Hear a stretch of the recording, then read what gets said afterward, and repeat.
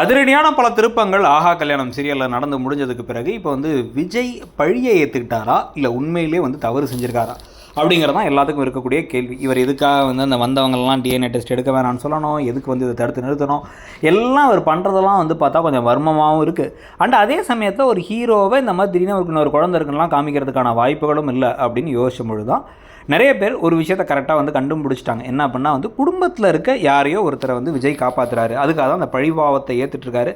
இப்போ கடைசியில் பார்த்திங்கன்னா புது ப்ரோமோவில் வீடு பூந்து கெஞ்சி கூட்டு போயிடலாம் மகாவன் கிளம்பி வந்தவர் வீட்டு வாசல்லே உட்காந்து கிடக்கிறாரு.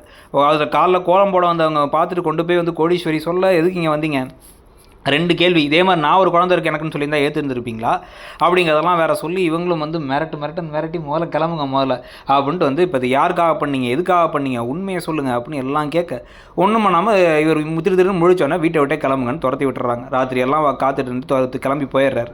ஆனால் இதுக்கு மேலேயும் திருப்பி மகா பிரிஞ்சு இருக்கும்பொழுது அவரால் ஒரு கட்டத்துக்கு மேலே அவர் எதுக்காக இது செஞ்சார், ஏன் அழகி ஏன் குழந்தை தான் சொல்லி சொன்னாருங்கிறத ஓப்பன் பண்ண வேண்டிய தருணம் இருக்குது. ஏற்கனவே தெலுங்கில் வந்த வேர்ஷன் வச்சு பார்த்தா இந்த இடத்துல அவர் உடச்சி சொல்ல வேண்டிய உண்மை என்ன அப்படின்னா அழகி என்னுடைய குழந்தை இல்லை, அவள் என் தங்கச்சி. டிஎன்ஏ டெஸ்ட் எடுத்தால் எங்கள் அப்பா ராகவன் தான் இந்த குழந்தையோட அப்பாங்கிறது தெரிய வந்துடும். அது எங்கள் அம்மாவால் தாங்கிக்க முடியாது, எங்கள் அம்மா உடஞ்சி போயிடுவாங்கங்கிறத அவர் சொல்ல, என்னது உங்கள் அப்பாவா அப்படின்னா ஆமாம், சந்தர்ப்ப சூழ்நிலையால் எங்கள் அப்பாவுக்கு பிறந்த குழந்தை அது அப்படின்னு தெலுங்கில் இருக்க அதே வேர்ஷனுக்கு அதே இங்கேயும் கொண்டு வர போகிறாங்களா.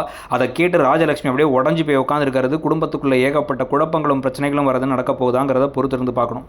இதுக்கு நடுவில் இது இல்லாமல் ஒருவேளை தமிழ் வேர்ஷனில் மாற்றி வேற யாரையோ வச்சு அப்பான்னு சொல்லி அவரை காப்பாற்றுறதுக்கு இவர் ட்ரை பண்ணுறார் சூர்யானும் காமிக்க வாய்ப்பு இருக்குது. யார் அப்பாவாக இருந்தால் கரெக்டாக இருக்கும்னு நினைக்கிறீங்கிறத சொல்லுங்கள். தேங்க்யூ.